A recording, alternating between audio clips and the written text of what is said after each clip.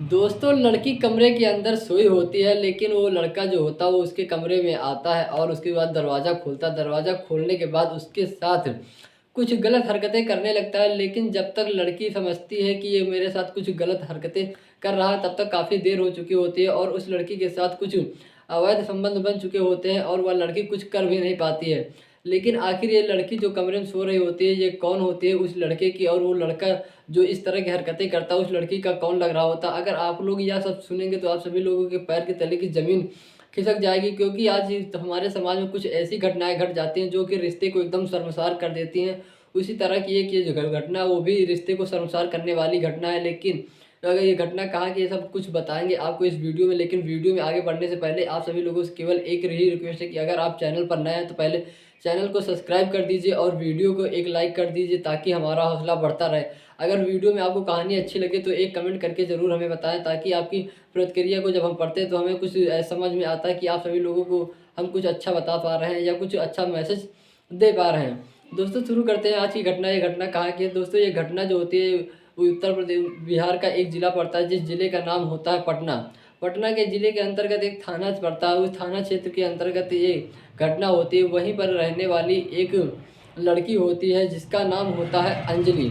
अंजलि की जो कि उम्र लगभग 7 वर्ष होती है और इसके जो माता-पिता होते हैं, उन दोनों लोगों की देहांत हो चुका होता है। अब दोनों लोगों का जब देहांत हो जाता है तो अंजलि की देख-रेख करने वाला कोई नहीं होता है, तो उसकी देख-रेख करने के लिए उसके नाना जो होते हैं अंजलि को उसके घर से अपने घर को ले आते हैं। लेकिन उनके नाना के घर में जो होता है अंजलि का एक मामा भी होता है जिसका नाम होता है सौरभ। उसकी उम्र इस वक़्त 9 से 10 साल के बीच में होती है। दोनों ठीक-ठाक घर में रह रहे होते हैं। उनके नाना जो होते हैं उन दोनों को खिलाते-पिलाते और अंजलि की भी देखभाल किया करते हैं और अपने लड़के जो जिसका नाम सौरभ होता है उसकी भी देखभाल किया करते हैं। दोनों की पढ़ाई-लिखाई कराया करते हैं। दोनों बढ़िया आराम से पढ़ रहे होते हैं और धीरे-धीरे समय बीतता जाता है।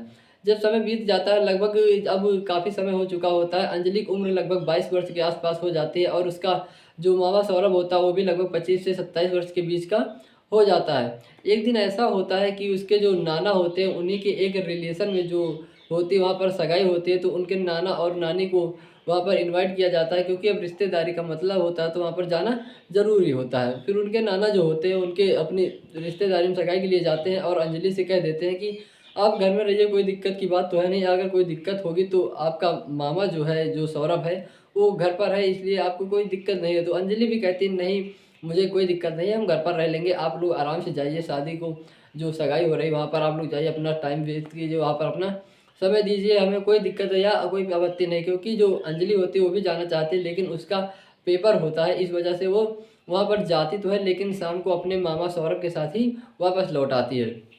उसके बाद जब वो वापस लौट आती है और उसके जो नाना और नानी जो होते हैं वहीं सगाई में रुक गए होते हैं। रुकने के बाद जब वो ऐसा कुछ होता है, फिर वहाँ से अंजलि को लेकर सौरभ अपने घर आ जाता है। अंजलि जो होती है वो अपने कमरे में जाकर के सो जाती है, सौरभ जो होता है वो अपने कमरे में जाकर के सो जाता है। उस दिन तो कुछ नहीं होता, सब कुछ ठीक-ठाक चल रहा होता है।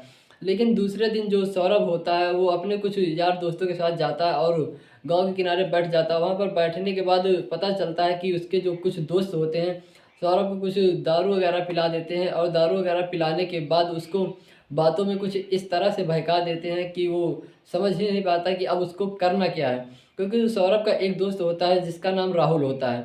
ये दोनों साथ में बैठे रहते हैं। राहुल जो होता है वो थोड़ा नशेड़ी टाइप का लड़का होता है, दारू वगैरह पी रहा होता है और वो सौरभ को भी कहता है, तो सौरभ पहले मना कर देता है, लेकिन 2-3-4 बार कहने के बाद सौरभ भी 1-2 पैग मार लेता है। मारने के बाद उसको चढ़ जाती है। जब उसे चढ़ जाती है तो उसका जो दोस्त राहुल होता है वो सौरभ से कहता है, यार तेरे घर में जो तेरी भांजी है वो देखी कितनी सयानी हो चुकी है और तू भी सयाना है, क्या तुझे देख करके कुछ करने का मन नहीं करता है? तो सौरभ जो होता है वो कहता है, यार वो मेरी भांजी, तुझे इस तरह की बात करने में शर्म नहीं आती है? तू किस तरह की बात कर रही है? हमारा उसका रिश्ता क्या है और तू क्या सोच रहा है? तो राहुल जो होता है वो कहता है, ये सब चलता रहता है, इस तरह के रिश्ते नहीं देखे जाते, इस तरह के रिश्ते देखोगे तो कुछ होगा ही नहीं। उसके बाद कहता लगता है तुझे अभी थोड़ा कम चढ़ी है, उसको 1 पैग और दे देता है और 1 पैग उसे ज़बरदस्ती पिला देता है। अब सौरभ को काफ़ी नशा हो जाता है और उसके बाद राहुल जो होता है उसको इसी तरह की बातों में बहका देता है। बहकाने के बाद जो सौरभ होता है वो वहाँ से आता है। आने के बाद जब घर पर आता है लगभग साढ़े 10-11 बजे का रात के समय होता है और उसके बाद वो जाता है अंजलि के कमरे में। अंजलि का कमरा जो होता है वहाँ पर धक्का मारता है तो उसका गेट खुल जाता है। गेट खुलने के बाद वो अंजलि कमरे में जाता है और अंजलि से कुछ उल्टी सीधी बातें करने लगता है। लेकिन अंजलि उसे कुछ मनाने की कोशिश करती है, कुछ सोचती है कि नशे में है इस वजह से ये बात कर रहे हैं, लेकिन वो मानता ही नहीं है। उसके बाद अंजलि जो होती है वो चिल्लाने लगती है, तो वो कहता है यहाँ पर सुनने वाला कोई नहीं, अगर तू ज़्यादा चिल्लाएगी तो मैं तुझको जान से मार दूंगा। तो फिर अंजलि डर जाती है, डरने के बाद फिर वो कुछ नहीं बोलती। फिर उसका जो मामा होता है उसके साथ कुछ अनैतिक क्रियाएँ करता है, उसके साथ कुछ गलत संबंध बनाता है। गलत संबंध बनाने के बाद उस जो सब कुछ करना होता है वो कर लेता है। अंजलि कुछ नहीं कर पाती क्योंकि वो अकेली कर ही क्या सकती है, वो सब कुछ सह जाती है।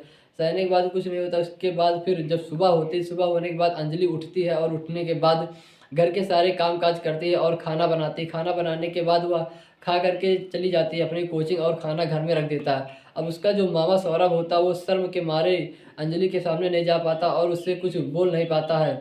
उसके बाद अंजलि चली जाती, उसके बाद मामा उसका जो होता है खाना निकालता है और खाता है। उसके बाद घर में चुप्पे एक कोने में बैठा रहता है क्योंकि कल नशे में वो कुछ ऐसी हरकत कर देता है कि जिसके बारे में वो अंजलि से नज़रें तक नहीं मिला पा रहा होता है। उसके बाद जब अंजलि वहाँ से वापस आती है अपनी कोचिंग से, वापस आने के बाद फिर उसका मामा जो होता है उसके पास जाती है, उससे बात करती है। बात करने के बाद कहती है कि हमारा और आपका रिश्ता क्या था, लेकिन आपने इस रिश्ते में क्या कर दिया। तो उसका मामा जो होता है वो कहता है हमने नशे में कर दिया, लेकिन अब जो होना था वो हो गया, अब इसको किसी तरह वापस भी तो नहीं लाया जा सकता है।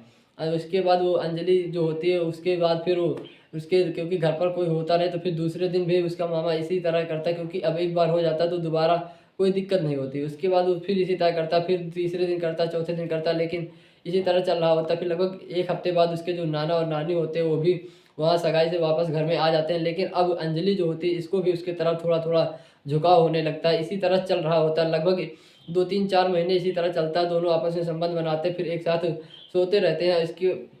उसके बाद फिर कुछ ऐसा होता है कि जो अंजलि होती है उसको भी प्रेम प्रसंग हो जाता है, उसको भी प्रेम का परवान चढ़ जाता है। फिर एक दिन अंजलि जो होती है वो अपने मामा से ही कहती है कि अब हम लोग इस तरह कब तक मिलेंगे, उसके बाद नहीं तो हम लोगों की शादी हो जाएगी, क्योंकि अंजलि की भी शादी करने की उम्र हो चुकी होती है। फिर उसका मामा जो होता है वो अंजलि को लेकर के अपने घर से भाग जाता है।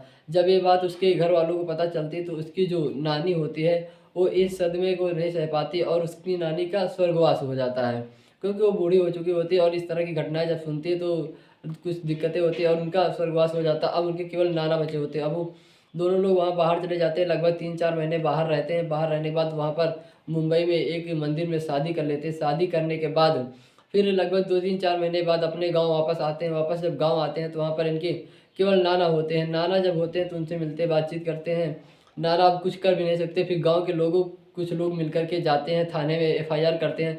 लेकिन थाने में रिपोर्ट करने का कोई मतलब नहीं निकलता, क्योंकि दोनों बालिग हो चुके होते हैं और दोनों युवा होते हैं। इस वजह से दोनों की रजामंदी होती है, तो प्रशासन भी कुछ नहीं कर पाता है। इसी वजह से दोनों फिर गाँव में रहने लगते हैं। लेकिन गाँव के लोग उनको कुछ इतना ताना देने लगते हैं, इतना ताना देने लगते हैं कि वो दोनों फिर गाँव को छोड़ करके वहाँ से चले जाते हैं, बाहर रहने लगते हैं। फिर कुछ दिन बाद पता चलता है कि उनके नाना का भी देहांत हो चुका है, तो वो लोग गाँव आते हैं। गाँव आने के बाद यहाँ पर रहते हैं, लेकिन गाँव के लोग कुछ ताने देते हैं तो वो सब उसको सुनते हैं और सुनने के बाद फिर अपने घर में दोनों अपना जीवन यापन कर रहे होते हैं। दोस्तों, इस घटना को सुनाकर किसी को परेशान करना या फिर किसी को दिल दुखाना नहीं। इस घटना को सुनाने का उद्देश्य सिर्फ आप सभी लोगों को जागरूक करना, सचेत करना है, ताकि आप सभी लोग समाज में घट रही ऐसी घटनाओं के बारे में जानकारी हो और आप सभी लोग सचेत हो। क्योंकि जो रिश्ते होते हैं आजकल, किसी रिश्ते में किसी पर कोई भरोसा करने लायक बचा ही नहीं। आखिर किसके ऊपर भरोसा किया जाए। कभी पता चलता है कि किसी चाचा ने किसी लड़की के साथ कुछ गलत कर दिया, कभी पता चलता है कि कुछ मामा ने कुछ अनैतिक कार्रवाई कर देती, यहाँ तक पता चलता है कुछ अपने सगे संबंधी कुछ इस तरह की